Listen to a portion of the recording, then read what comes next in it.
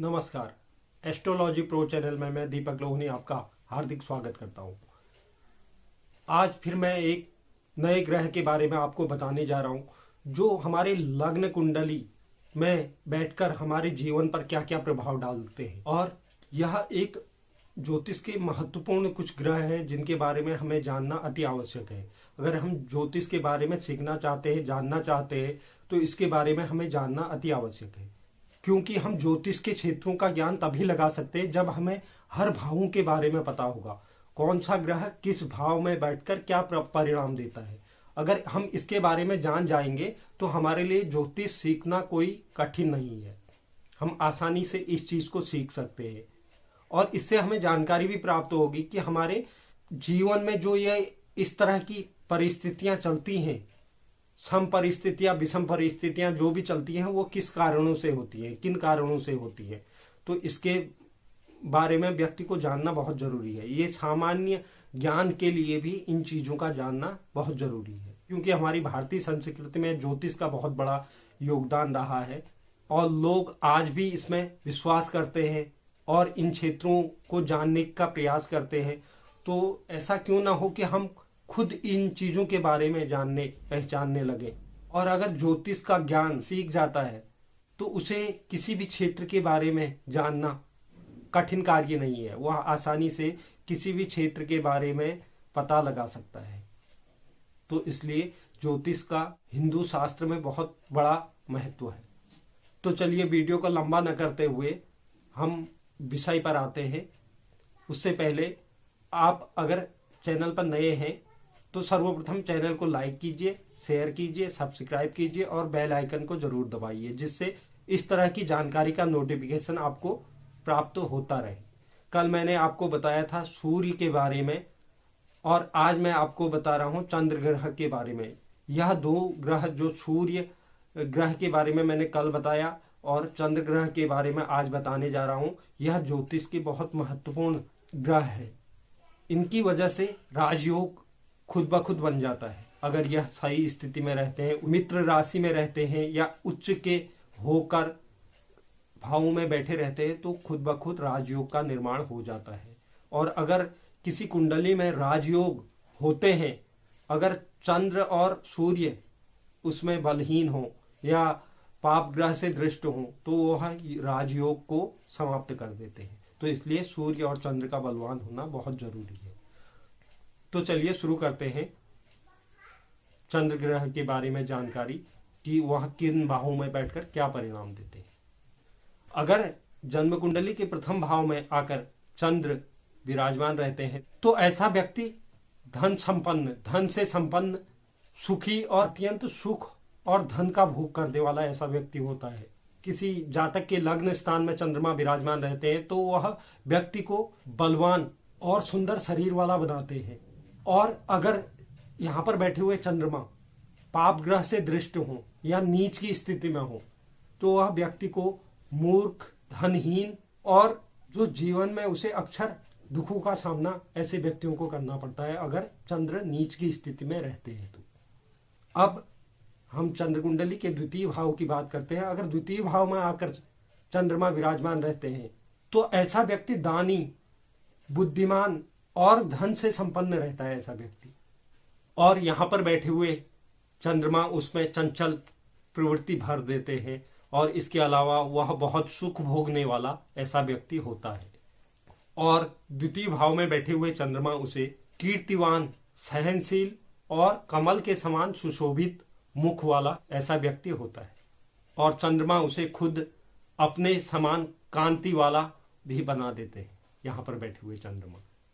अगर किसी जातक के जन्म कुंडली में तृतीय स्थान में चंद्रमा विराजमान है और वह उच्च की स्थिति में है और अपनी मित्र राशि में विराजमान है, तो ऐसा व्यक्ति सुख भोगने वाला, सर्वधन से संपन्न, शास्त्र और काव्य का जानकार ऐसा व्यक्ति होता है। अगर वहीं यहाँ पर बैठे हुए चंद्रमा नीच की स्थिति में है या पाप ग्रह से दृष्ट है, तो ऐसा व्यक्ति कम बोलने वाला और अपने भाइयों के लिए अशुभ और अपने भाइयों के प्रति शत्रुओं जैसा व्यवहार करने वाला यहाँ पर बैठे हुए चंद्रमा उस व्यक्ति को बना देते हैं।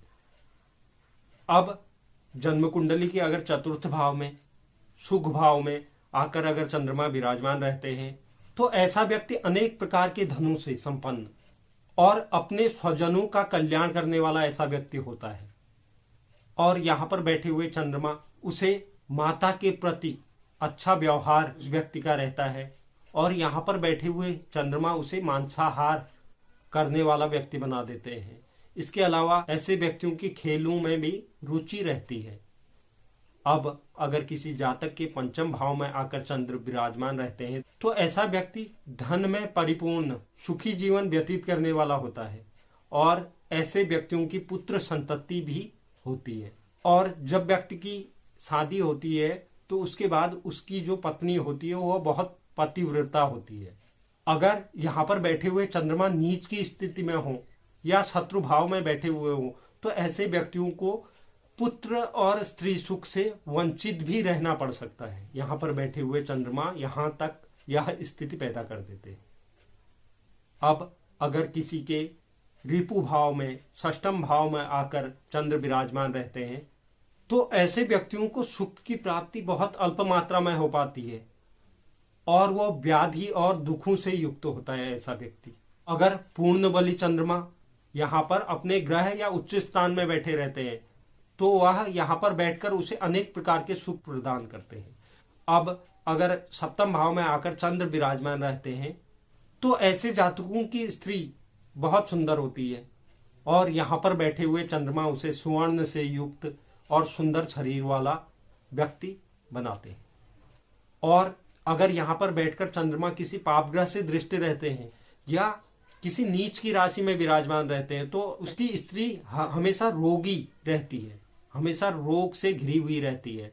वह इस वजह से परेशानी का सामना वह व्यक्ति करता है, और उसे दाम्पत्य जीवन से सुख की प्राप्ति भी नहीं हो पाती। वो अपनी पत्नी के नई नई बीमारियों से वह हमेशा परेशान रहता है ऐसा व्यक्ति। अगर किसी जातक की कुंडली में अष्टम भाव में आकर चंद्रमा विराजमान रहते हैं और किसी पाप ग्रह से दृष्ट हैं या क्रूर ग्रह से दृष्ट हैं या पाप ग्रह की राशि में विराजमान है तो ऐसे व्यक्तियों को आयु से संबंधित परेशानियां अक्सर होती हैं।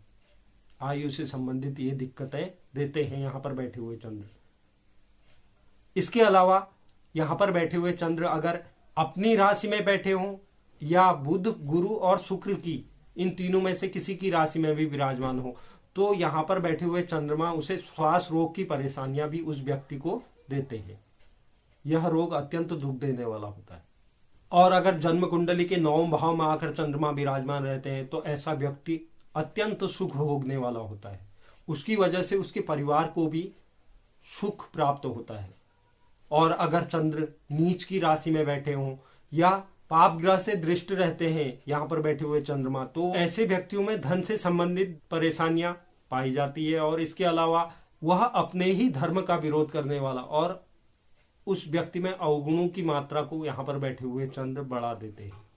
अगर किसी कुंडली में आकर दसम भाव में चंद्र विराजमान रहते हैं तो ऐसा व्यक्ति अनेक प्रकार से धनों से संपन्न रहता है, और ऐसे व्यक्तियों की पुत्र संतति भी ज्यादा होती है।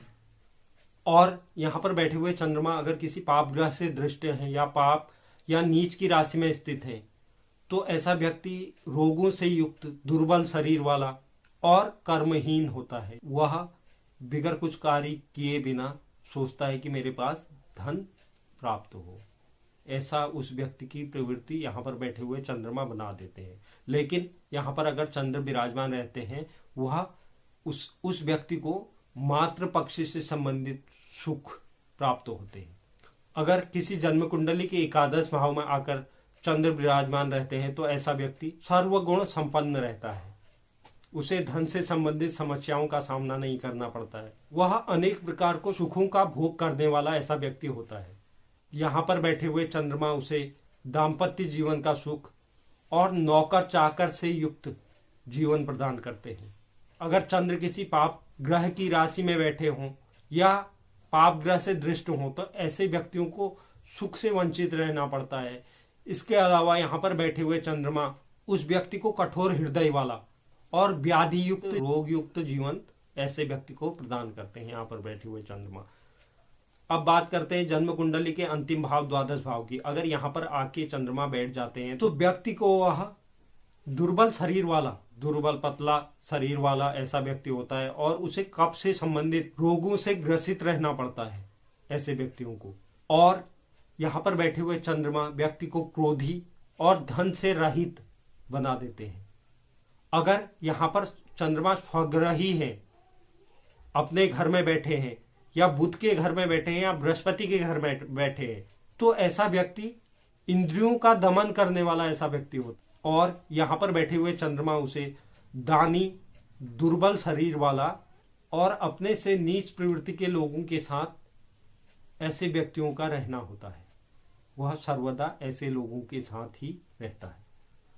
तो मेरे द्वारा आज आपको चंद्र कुंडली के 12 भावों में चंद्र अगर विराजमान रहते हैं तो वह क्या क्या परिणाम आपको देंगे, इसके बारे में मैंने आपको बताया। उम्मीद करता हूं कि आप इसे समझ गए होंगे और आगे भी मैं इसी तरह से आपको एक एक ग्रह के बारे में और ज्योतिष शास्त्र के हर क्षेत्र के बारे में आपको बताऊंगा। तो आप मेरे साथ यूं ही बने रहें और पुनः से मैं आपसे फिर कहता हूं कि चैनल को लाइक कीजिए, शेयर कीजिए, सब्सक्राइब कीजिए और बेल आइकन को जरूर दबाइए, जिससे आगे आने वाली वीडियो का नोटिफिकेशन आपको प्राप्त हो। और इसके अलावा अगर आप चाहते हैं कि मैं आपके किसी प्रश्न के जवाब से संबंधित कोई वीडियो बनाऊं और उसके जरिए आपको अपनी परेशानियों का समाधान प्राप्त हो, तो आप कमेंट बॉक्स में अपने प्रश्न को जरूर लिखें।